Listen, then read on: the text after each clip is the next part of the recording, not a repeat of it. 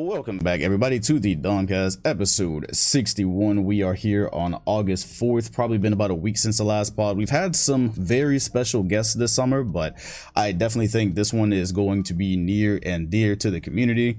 I've had the pleasure of speaking with LD2K a couple of times throughout my time with 2K. You know what's actually funny about this?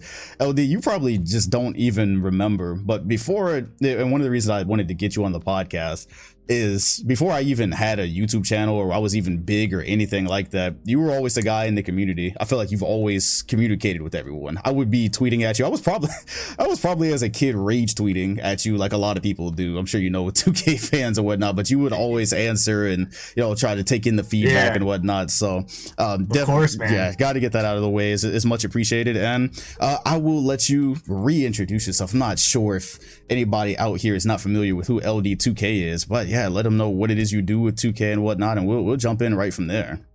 Yeah, so I worked as the community manager on the marketing side for 7 years.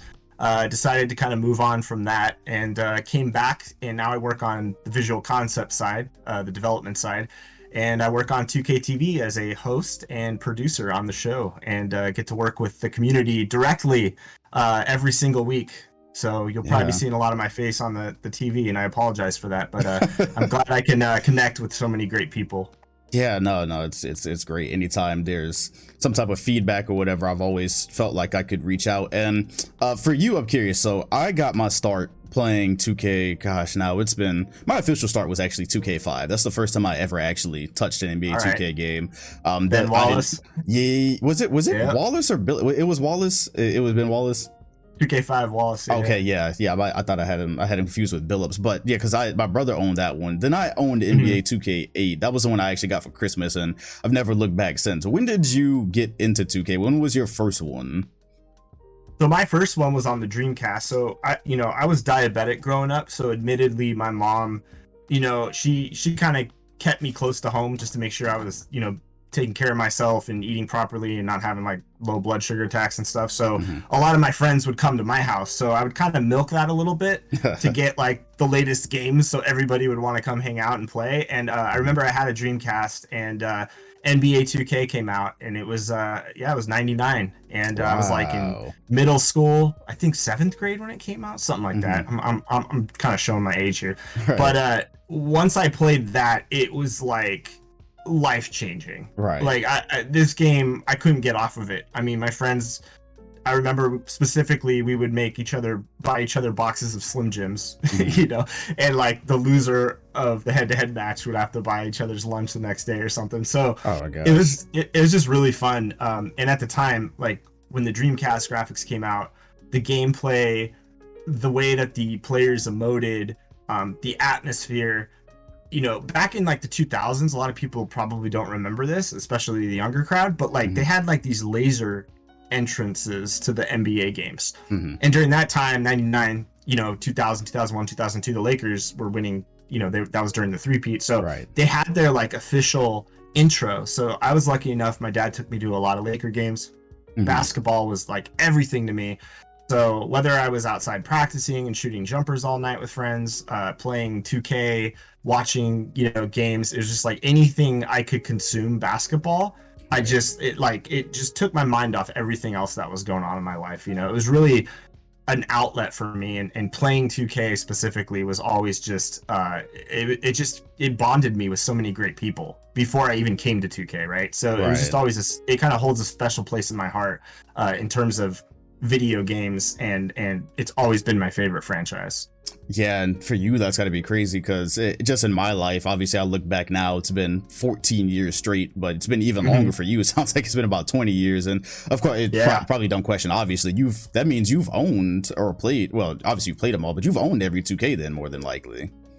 Oh yeah, so like I have a couple of collections. I have what I call my personal collection. So like when I got to 2K, it was during 2K11. We were heading into 2K12. So I joined on board in 2011 when I first started 2K. And yeah, I had my personal collection of every game, starting with the Dreamcast and going to the PS2. And I kind of have a Sony collection. I have an Xbox collection. I have an unopened collection that's probably a few years behind at the office. I have like all these different collections of 2Ks, but my personal collection is like every game that I actually played growing up. I always kept a few franchises of games, but 2K was always like on the forefront. And I actually have it right next to my TV on this this like DVD shelf that I never could get rid of, even when I got married and moved in, and my wife got all this furniture and stuff. But it's like my wooden DVD shelf where my games lived, and it's like that's there right next to the TV with all my 2Ks on it. Right. I'm running out of space, you know. That's jeez, man, time's flying.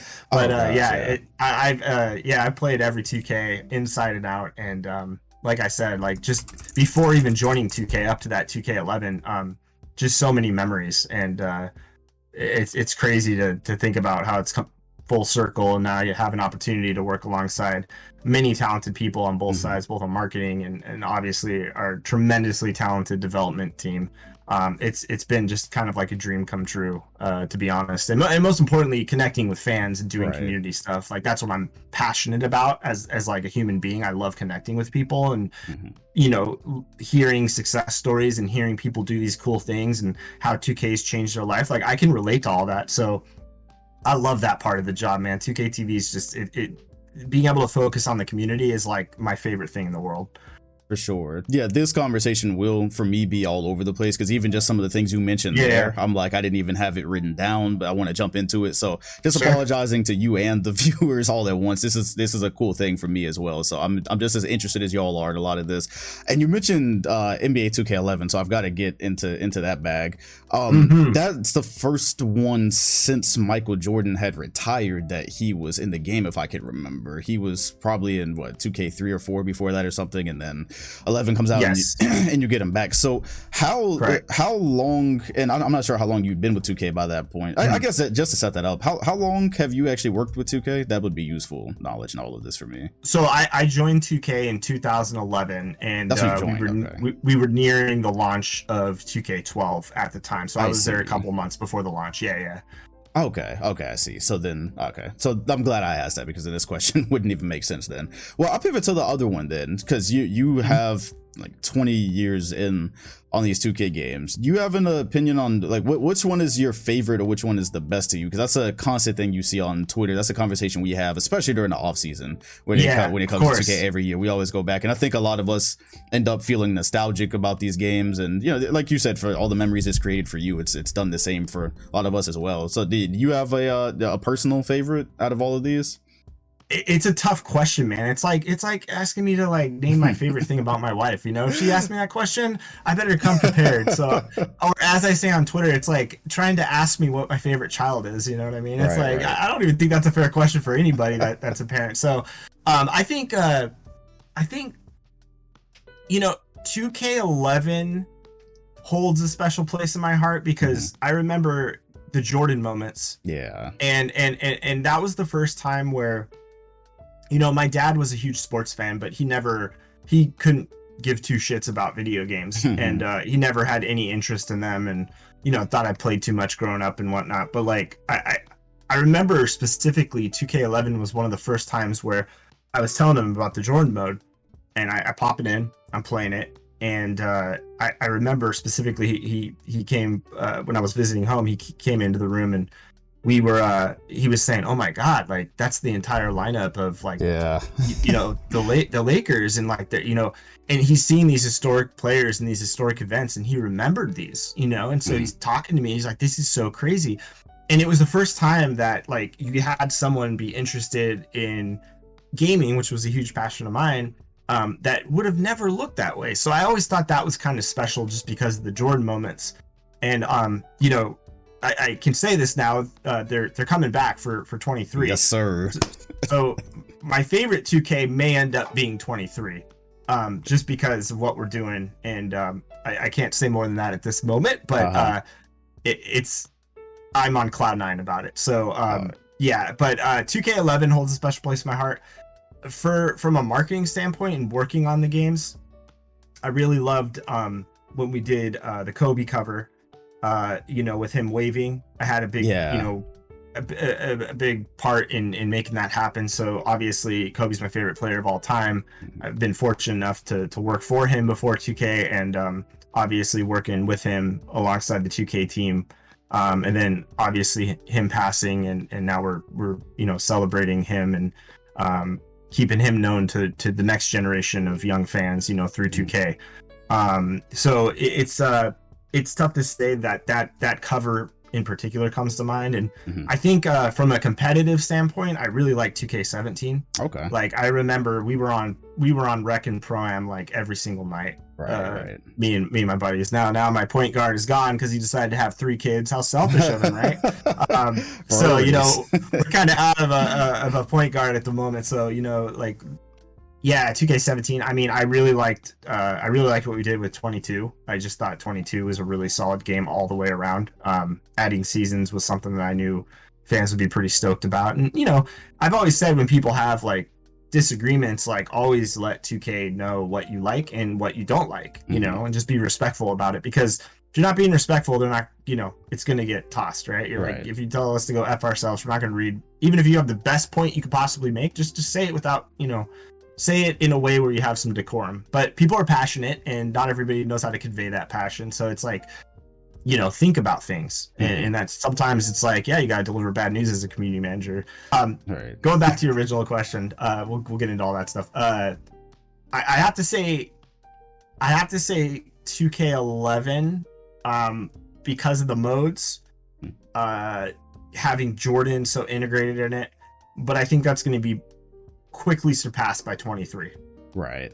Yeah. Easily surpassed by 23. I'm so looking forward to that, because the Jordan mode obviously was a big thing. From turning on 2K11 the first time and seeing Jordan run out onto the floor in that big presentation, that was in 2010. Yeah, that was just an insane thing. And so a lot of us see this the trailer, the little mini trailer that released probably 2 or 3 weeks ago of MJ, in our mind immediately went in Jordan mode. Now for me, I hadn't even seen, I've been reading a lot, I hadn't even seen that it was actually confirmed, but I think a lot of us deduced that. So that is awesome to hear, because after that in 2K12 they kind of expanded on that and did less of a moments thing, but it was kind of, it was the same concept kind of for a lot of the other legends. And that's a place where 2K has been important for me. I went on to become an NBA YouTuber, I think in 2012 or 2011, whatever, when 2K12 dropped.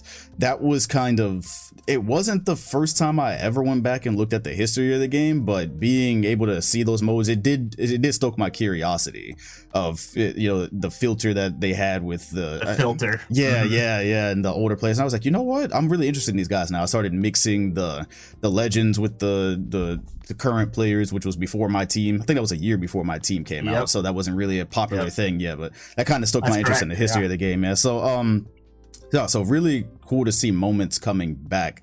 You and again, if you can't disclose something, just you feel more than free to tell me, because I'm not even. Oh, you can try to crack me. I'm like, I'm like 10 plus years in on, I feel like it's, lock safe. Good luck, but feel free to fire away though. Because just as you mentioned things, questions come to my head. So I'm assuming seasons will. You said you like that in 22, and it's a format a lot of games use. I'm assuming that'll be back in 23. Am I correct on that? For the neighborhood, it's gonna be that same type of deal.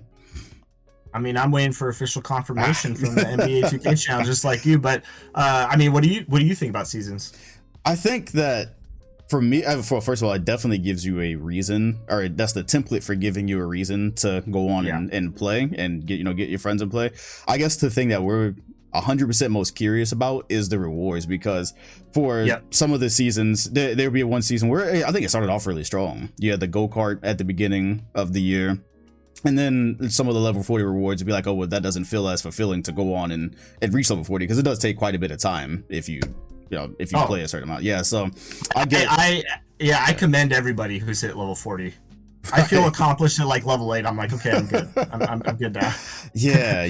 So no, it's absolutely games that use it. It's not the only game that uses it. There's a lot that utilize that out there. I guess it's just for me, if it does come back, which I'm just gonna make up in my head that I would assume it would. Definitely be a rewards. I'd be the most curious about how the rewards go and how they evolve. That being that this was their first season doing it. For sure. And to just kind of put out a pointer there, like. As it pertains to NBA 2K22, rewards were a big topic of conversation for the producers of all that. So feedback listened to and heard, definitely. Cool. So this is something I'm really curious about. This has been a very, obviously with COVID, it's affected everything, but you could see it in the game development side as well, and how it's changed a little bit because you're juggling versions. Obviously, I think that current gen still gets, I think it gets more attention than it used to, obviously, because not everybody is able to get their hands on next gen consoles. But so that's kind of its own thing. But I am curious. I've had my theories about why PC is still getting the current gen instead of the next gen version, because that's and that's going to lead to a conversation about modders and whatnot. But yeah, what's happened there? I was able to last year when I flew out there in December. I can't remember who I talked to, but they did mention it, but I don't think I had gotten too deep into why we hadn't had it yet. I didn't expect next gen on PC in 2K21 because in the last generation of consoles they waited a year. Now it's it's 2K23. Pretty sure it's still going to be the current gen version of the game. So is that a thing where like COVID's affecting it? It's divvying up the work. It's harder this year. Like should we ever expect next gen on the PC version? Well, I'll say this about PC. Definitely voice your opinions on it. Like, give the feedback to, NBA 2K social channels. Definitely voice. I know that's a big topic of conversation. While I can't go into like specifics on the decision making behind that, I will say that I've been really proud of. It's been honestly admirable to see how quick everybody, when COVID hit, when the pandemic hit, and when everybody kind of went into lockdown, especially in California, right? It was really admirable how fast everybody adjusted and didn't even miss the beat. Obviously, it affects different companies in various ways, but I was pretty surprised actually. Just didn't miss a beat. In regards to the PC version, I know people are yearning for a next gen game, and the best thing that I can say is just keep giving that feedback. If that's what you want to see. Beyond that, I really can't say too much, but I know that people have talked about it, and I know it's a topic of conversation. Like, you flew out and talked to some people about it, so just keep that up if that's what you guys want to see. Yeah, I would say for me, I understand that it's probably that's not where the player base is, to put it short and sweet. People, I think, in these days love my team. They play the my career mode, and so maybe the number of us that are playing PC and love the custom content and the mods that you can get are basically probably like a niche thing. But so in that direction, what is 2K's relationship with mods? Is it just that's its own division? People get the game and they can do whatever they want with it, and they don't worry about it. If I'm not mistaken, even I know at least one guy who works on Cyberfaces. I think his name was Razor. Ended up working with 2K, so it seemed like they're kind of acknowledging the community and working with them a little bit. But the best what's the relationship like between 2K and the modders? Because they get the game and they do completely different things with it. They do some crazy stuff.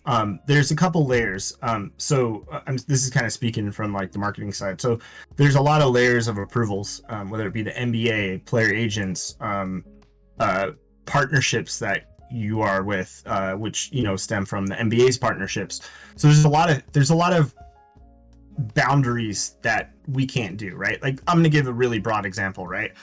Hey, we want players to like fight, right? In the NBA, like we want two players to fight. I've seen that tweet come in before. Why can't players fight? I want to go like elbow somebody, give somebody a little bow, and then get tossed out of the game. Like, would the NBA approve that? Right? You have to think in those terms. We don't have the liberty to do everything because we are an NBA product at the end of the day. As far as modders go, I think I know for a fact that people like Leftos, who was in the modding community, he's now a developer in 2K. Zhao Sming works on the development side, huge modder. I used to watch his modding videos on other games, and it was cool to meet him in person because I've obviously seen people send me stuff all the time that I love personally. It gets tricky with stuff that we are allowed to do and not allowed to do, right? And modding is a thing, I think, that it takes a lot of talent and creativity, and sometimes we can showcase stuff, sometimes we can't. As far as like people that are really dedicated to it, I love it. I think it's a sub community of people across gaming that do amazing things. And it's really cool to see, and I think sometimes that can act as a motivation for could we be doing this better? Should we Right. be doing this better? Should we put resources in X, Y, or Z? When it comes to the entire brand of NBA 2K. So I personally love seeing modders. As far as like recognizing them and being able to promote stuff, it gets a little tricky because of those reasons. I think, and like I said, development's gonna, they've come out and hired so many people over the years from the community. Stoffer, who does ratings, Right. the Czar, who has appeared on 2K TV and is such the greatest guy, also the coolest voice in the world. Every time you see a Czar video, I just want to throw this out there, that is his voice. Like, that's Right. how he talks. There's no like filter on it, and then I just feel terrible about the way I sound because he has such a cool voice. So shout out to the Czar and his amazing voice. Right. The list goes on and on and on, and just people from the community. And I think it's just so cool how Visual Concepts as a development studio has recognized people that have talents in these different areas and has been able to acquire some of that talent and bring it on board to help create this amazing product that we create. I think it's a really special thing. So full circle moment there, because Leftos became a so I'm sure you're probably you're in tune with the community enough. About the sim community, right? People who use the game to sim, basically, in my league and whatnot.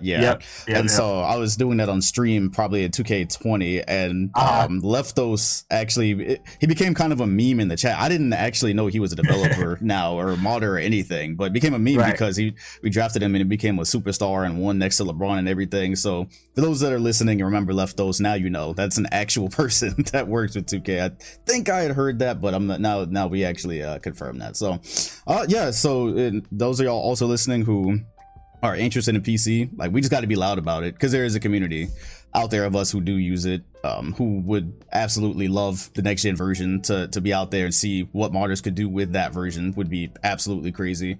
That's basically all you're gonna get out of this from me or LD, but at least look, I wish I could give a definitive answer. For sure. There's certain things I can't discuss, but I will say, like, if that's what you guys really want to see, just keep letting your voices be heard. It does make a difference, even sometimes when you feel like, well, it's not, it didn't happen last year and we all wanted it and we were all saying it during 21 and 22 didn't happen. Like, that's just not it's not how it works. Like, there's no feedback that's just deflected.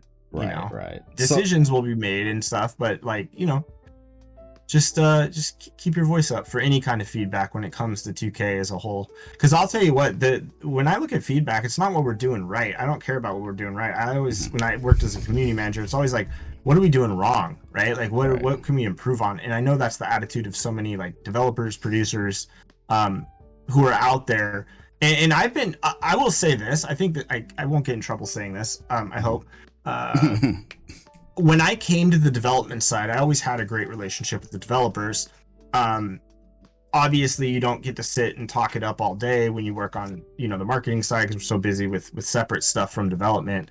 But coming over to the development side and having conversations with producers and people that I look up to and people that I just genuinely have always respected so much, just admired the development team, you know what I mean? Right. Because they make my favorite game of all time, and they do all these amazing things that just, like, I worked at 2K and I would come home and play all night. Like, I love 2K. And so being able to work on that side, I was very surprised by how much feedback I was giving certain aspects and areas of the game where they're like, oh yeah, look at this and this, we're already taking care of this. They're on top of it.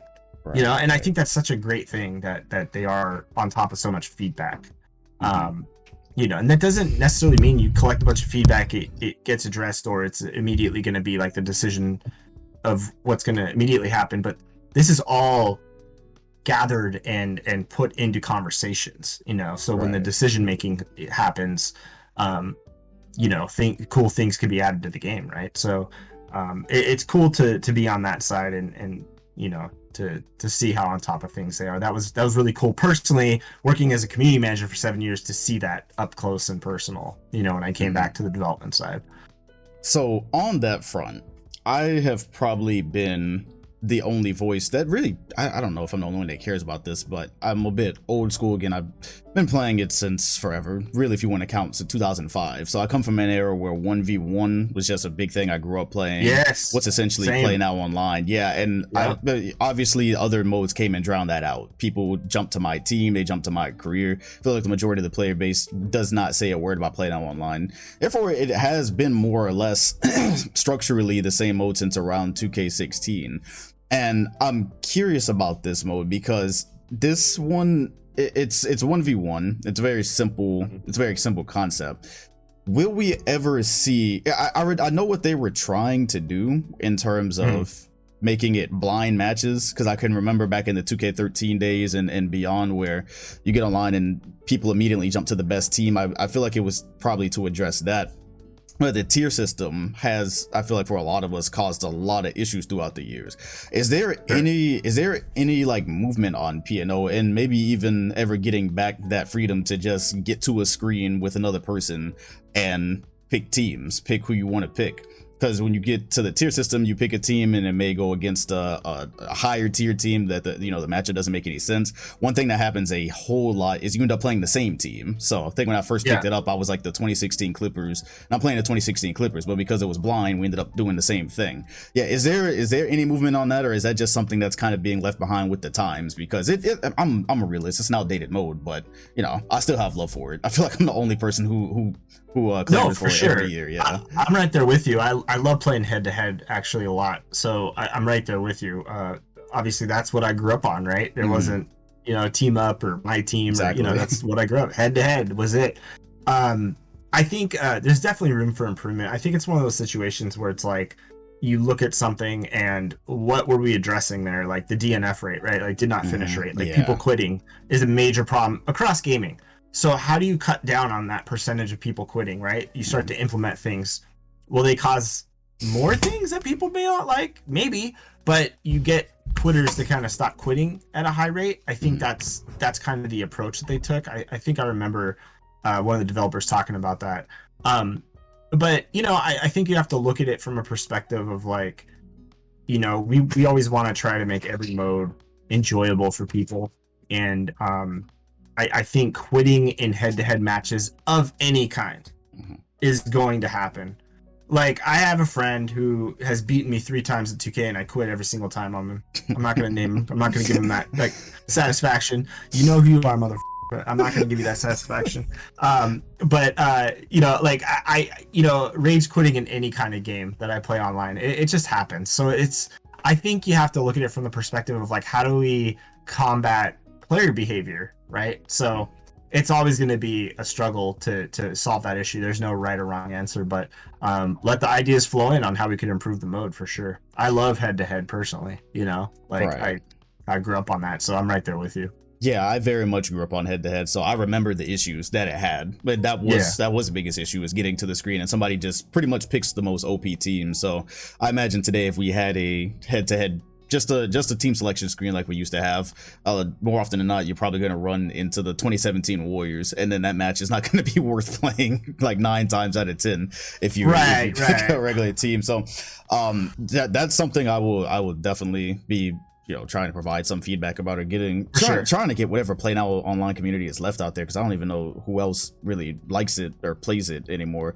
But I would say the quitting thing, that's in my opinion, that's definitely barking up the right tree. Like, I know if you is that okay, I know in my career, and you go on the rec, you quit a certain amount, there's like a time limit before you can come back or something, right? It's something along that line, where something to dissuade quitting, basically. They implemented something a couple of years ago that would prevent you from playing. And I think we loosened up on it because we want people playing, but we don't want people quitting, right? So it's, again, that's a player behavior thing. How do you combat that? What's the right way? Do you want to kick somebody? I know, like, I play another game, if I accidentally get disconnected from a match because their servers aren't great, then I'm banned for 15 minutes, and it pisses me off every time because I didn't quit, So it's like, as a gamer, is that fun, right? Mhm. That's the question. But you also, it's not fun to be up on an opponent and have them quit. I've had games where people have quit within 5 points, and I'm not really sure why. Like, yeah, I'm have a little grip on their play style, but they get frustrated and they quit. And I'm like, why? This was a great game. We're in the fourth quarter. It's a 5-point game. It just started. Why are you quitting? You know, so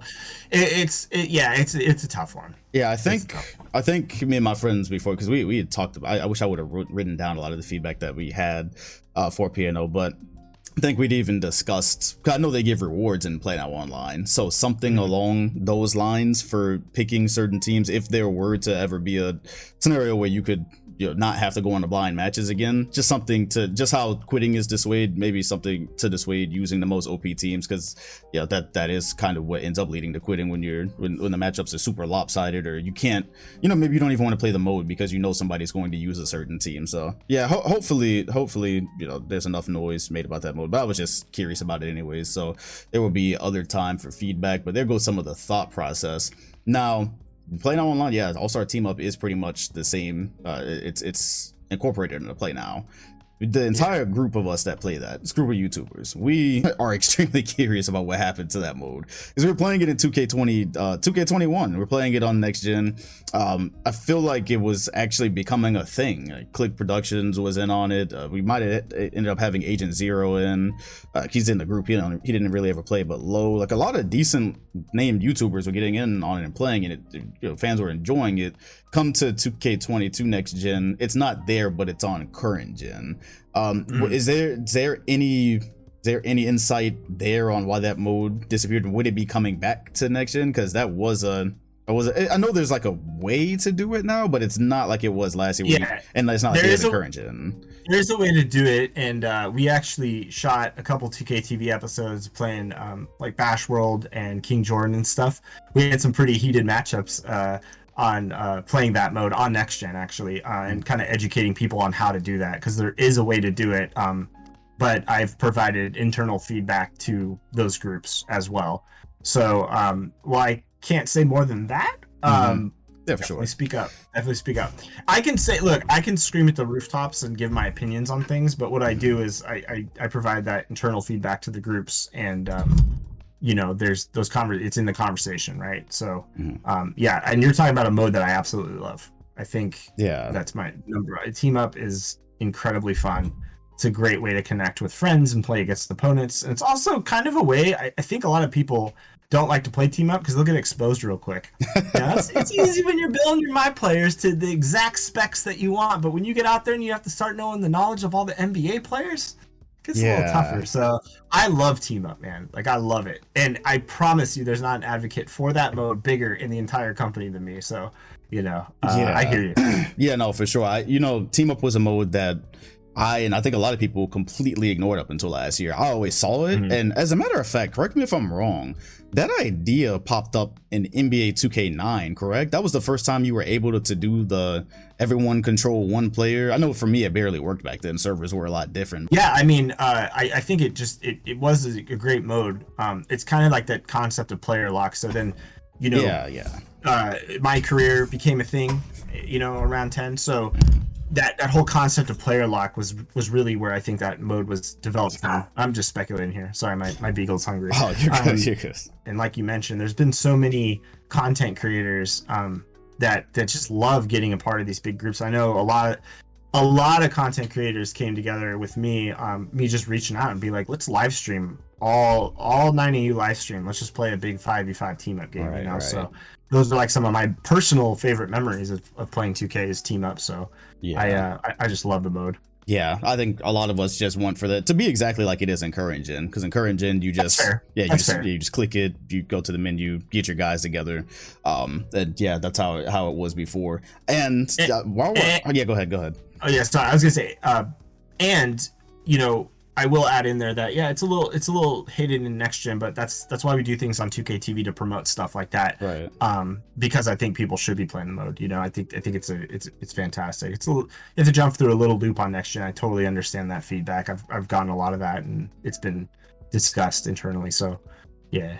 Have you ever promoted the return of Create a Legend? That just popped back into my head. Create a Legend is something I feel like people want back or talk about a little bit on Twitter every single year. Yeah. Excited. Yeah, like you can player lock, right? So Create a Legend essentially is now player lock in my league. And that's one of the things I think people kind of forget. So you can technically create a legend, stay player locked on one player, and follow him through his career.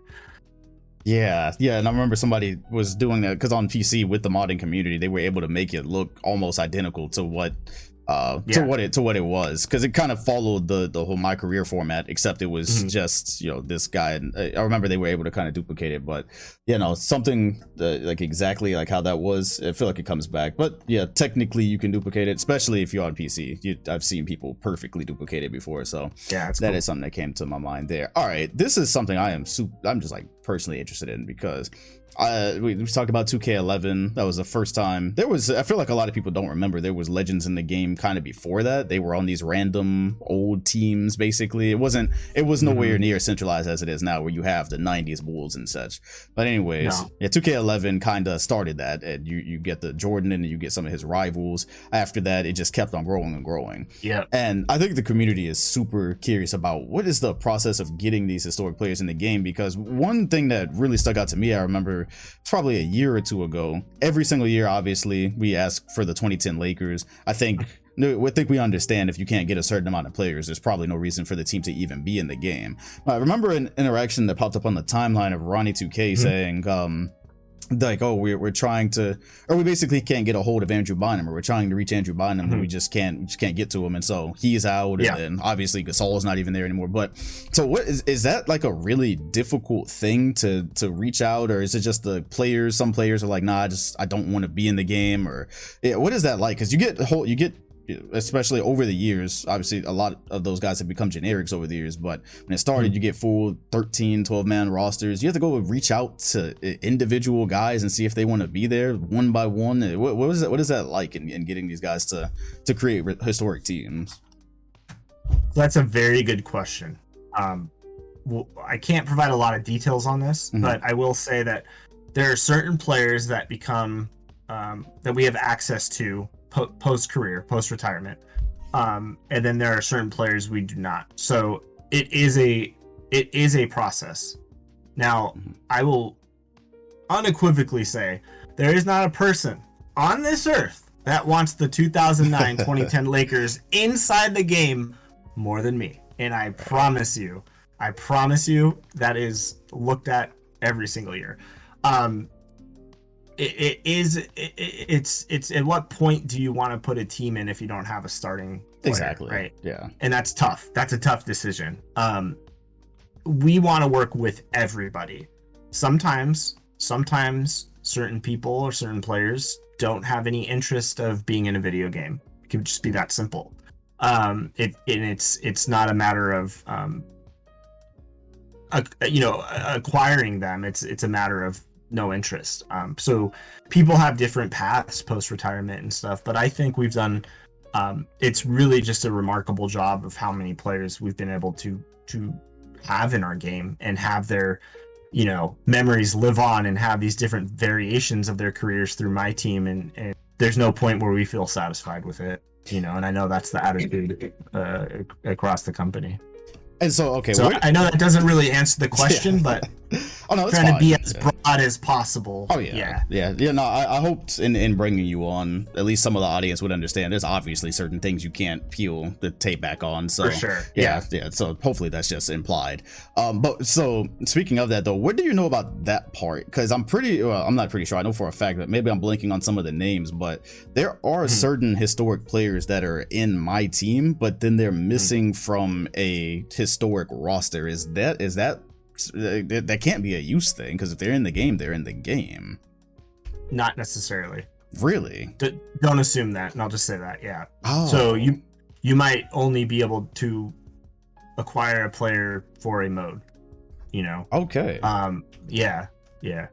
Wow. You may or may not be able to acquire a player for a mode or not, I should say. Okay. So yeah, I think I think though, like when they do it, they want to get they want to get that said player everywhere, or that hypothetical player everywhere, right? So okay, yeah, it's a tough process, and I remember when Ronnie was talking about Bynum, because we really were on the, we were really trying to track him down to get him in, and it was really, we weren't able to achieve that. But I think, I have faith that one day we'll get them.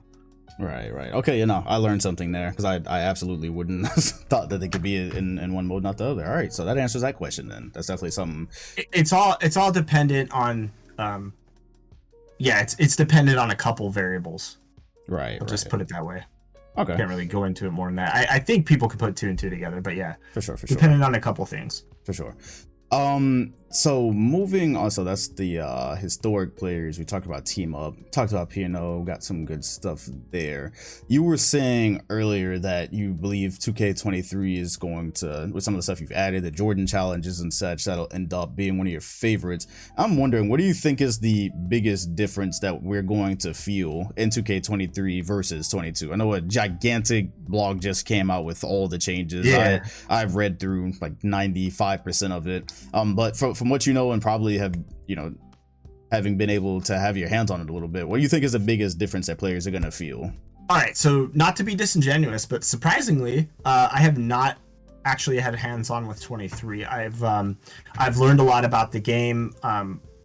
I've spoken with numerous people that have been playing the game and stuff, so I get a lot of my information from there. But I'm really glad that the blog is out, and I think the funniest thing about Mike's blog coming out was me reading it, being like, "Oh, damn, we're doing that. That's pretty cool. Oh, okay, cool. Oh, the real player percentage, kind of, I would call it an exploit. I didn't like what was happening with real player percentage last year. I'm glad that's out in online games. Smart." So, there's a lot of stuff that I think people are going to see, that feedback that was given on gameplay, and us trying to address some of that stuff while taking some of these new mechanics and pushing them forward. So the feel question, I can't say, but I'm glad people now can break down some of the new stuff that they're doing with this year's game. And, it's as Mike has mentioned in tweets and stuff, it's not final by any means. It's a work in progress, because they're going to be cranking away on it a lot, over this next month. So I'm just excited to get my hands on it, actually. And part of that's due, because I work remotely and I'm not in the office due to like my health and COVID and stuff. So I haven't been able to like play a build personally. Usually this time of year I'd be providing hands-on feedback to different producers and stuff. Yeah, so everything has been growing so much over the years with 2K, including how the community interacts with it. When you started, Chris Move was basically only 2 years around at that time, I think, probably 09 is the first video I saw from him. Then just an entire community of creators come around. Now, I am curious because I used to do so much, and this is just a personal curiosity question, because I was obsessed with this guy's content, and he was kind of a shadowy figure, and I did so much research on this. In fact, I was able to even find interactions with you and him from way back, like early Twitter, and even you wondering where he was. How much did you ever know, or did you ever get to pull him in and work with him about I don't exactly know how to pronounce his name. I guess it's Messenjahmatt. Messenjahmatt, something like that. Legend in this. He did some things in 2010 and 2011 that simply should not have been possible with the console version of the game, as far as I know. What do you know about him? Did 2K ever bring him in or anything like that and work with him? Was there ever any collaboration there? And do you know what ended up happening to him? Because he was just years and years and years ahead of his time with his work, and I've always been curious about that guy. So we did reach out. I won't share it on here, but we did kind of find out what he's been up to and stuff. To my knowledge, we did not bring him in. I might be wrong about that. I don't think we brought him in, but I remember his videos blowing me away. He was able to make some insanely talented Jordan content with the use of Photoshop and the use of our game, and like the edits were fantastic. And I've been a video editor since I was 12 years old, and that was like a whole nother part of me. I love watching video edits of any kind, sports highlight reels, people that create 2K content. Like I eat that stuff up. So the fact that it's inspired so many people, Momentus, who now works on the dev team, right? Another community guy, Shady, who we've worked with in the past and hopefully will continue to work with. It's insane. And yeah, going back to Chris Smoove, I remember like just loving his content. And there's another guy, by the way, shout out to Smoove, sounds exactly like he sounds in his videos. There's no filter on that. That is what he sounds like when you talk to him. So again, a second person that I've name dropped on this podcast who I'm very jealous of their voice. But you know, it's just cool that people have followed their passion, and over the years I've seen content creators grow and sometimes move on beyond 2K, and I think that's fantastic. I think we should support each other, never punch down on people, and help build each other up, because that's what people did for me in my career. It's pretty crazy, right, to look back at some of his stuff. I feel like he was the OG kind of mix maker back in the day. So there's a couple of very obscure ones out there from way early. I know Hawks fan, his channel didn't get quite as big, but he was doing some crazy montages. But yeah, Messenjahmatt just stuck out because the environments that he would have players in and such. I spent it's crazy. In 2015 I had 2K15 trying to figure out how to duplicate some of that, and I did not even get close to having players mouse move and such. I couldn't figure any of it out. He was doing like I remember he like photoshopped Jordan's tongue hanging out at one point. He was doing like roto work and doing some After Effects-esque work in his videos. Yeah, they were really cool. And I remember just Shady dropping videos. Like, Shady and I have a great relationship, and shout out to him over there in the Philippines. He's just such an amazing editor, and I look up to his work. It's really inspiring. It's getting to a point where I can't even catch up anymore. I'm glad they have a team of people working with influencers now on the 2K side. And like, it's gotten beyond community management at that point, next maker program, people getting verified with logos. That's just all stuff that we've worked on over the years. And we've gotten it to a point where like now we can recognize those people. And now we have, the show 2K TV, that's running in the game. We're about to enter this, we're almost 10 seasons in at this point. Like, that's crazy to think, Yeah. And I'm just, I'm really happy with, how the show grew from day one, and shout out to Rachel for doing her thing, being able to come on with Alexis and being able to work with the community. I mean, the show, I've always said, like, 2K TV, when I came back, it's not going to be my show.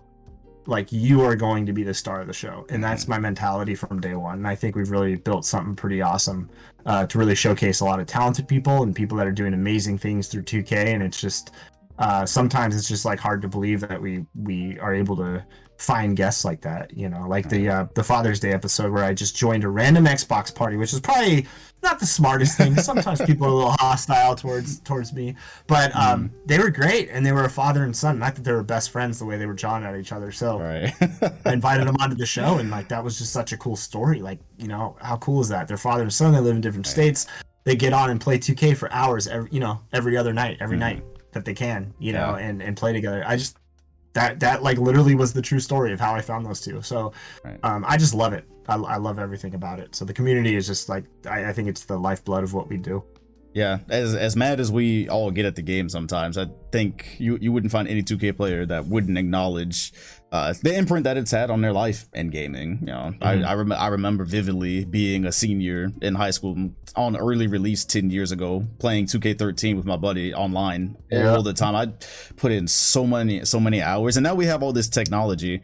I am just crying inside that I didn't have the capability of recording that stuff back then, because I would love to look back.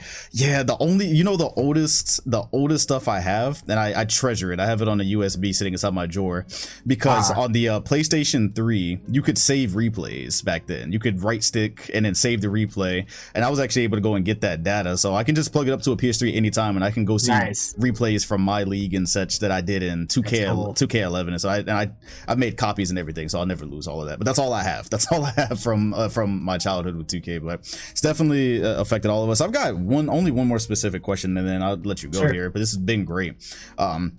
It's just I just have so many personal curiosity questions. If you can answer, How? Because this is a yearly release. So when does another 2K? When does the work start on another one? Because it's obviously a crazy process and having to add all these different ideas and animations. So, for instance, 2K22 drops in September of last year. 2K23, the idea, I know ideas for that were already floating probably before 22 even dropped. Correct? Maybe before 20 even dropped. Oh wow, it's that much like sometimes, yeah. I mean, there's a lot of planning that goes into it, and no, the cycle is not the most forgiving cycle, but people are very talented on the visual concepts team. Again, I just admire everybody, all my coworkers on what they do to make my favorite game, and I think it's just getting better and better. Even when there's areas that we get feedback on, you always see stuff being addressed, right? May not be able to be addressed in that calendar year, but the next iteration, they got some stuff, right? A lot of you can see that in just the gameplay blog. Look at the things that Mike and the gameplay team are doing based on feedback. You'll see quite a bit of it in there. So I just it's a crazy cycle and stuff. And even with 2K TV, it's like we had the episode in July at Summer League, and I think a couple weeks before that we had the award show, but like it hasn't stopped. We're filming a lot of stuff for 23 and have been, and prepping stuff, and we got some really cool stuff that I can't talk about, but I have a feeling that this next season of 2K TV will be by far the best season we've ever had. I'm pretty stoked about it. Absolutely. A lot of exciting stuff going in the future. Also only about actually I don't know the release date of this one, but we're close anyways. We are close to the next iteration. It's going to be another one in the collection. As I turn around, I think I have everything from 2K7 and up. I've got all those cases, so I've got my own little collection there. That's as best I can do. The only thing I am really missing that I need to find is the locker. The locker from 2K10. I remember. See, I have two of them. I have one here, and then I have one in the office. I had to go eBay hunting. I think I found one in a storage closet somewhere, actually. I found it, and I was like, I was like, I can't steal it. But I basically grabbed it one day, and I'm like, I'm taking this Kobe locker because no one else wants it. And it's in the dirty closet. Everybody's like, yeah, take it. I'm like, sweet. So I have one at home that I actually had. I remember getting rid of the one that I bought, like, personally back in the day, because I was moving and you're in college, and like I ended up getting rid of that one. So I was like, dang. But I ended up finding two of them, and I have one on my desk at the office that has like unopened copies of every game, like from 2K sick. On. That is missing sick. The last couple of years because I haven't been to the office since like COVID hit, which is crazy to think about. But that locker's there. Then I have one here, which is pretty cool. Use it and stuff. That brings back so many memories. I love the locker. Yeah, I've almost forgotten the times where I couldn't get 2K on release day because I was a kid. I didn't have my own money, so I had to wait until I had to. It always lined up. 2K release always lined up for me right as the first report cards were coming out in school, and so if I did get on the report card, I could go get 2K. And it was always around a couple of weeks or a month later. But I specifically remember 2K10 dropping and seeing the locker thing, and I was like, oh, there's no way I could possibly get that. But I'll go hunting. Either way, this has definitely been fun. I really do appreciate you coming on and saying what you could. Community definitely appreciates it. Community appreciates you, and if again, it can get rabid out there. So if anybody else doesn't, I especially do, because again, like I said, before I was even creating content, I remember you responding to tweets and complaints that I had about the game way back when. So you've always engaged, you've always listened to feedback. Much appreciate you taking time to come be on the podcast. I was definitely a bit all over the place because I just kept formulating more and more questions, but would definitely love to get you on one day and talk about the history of 2K and such. But for now, we're just trying to see what the community was interested in, and hopefully they enjoy it. I very much enjoyed it, and hopefully you enjoyed it.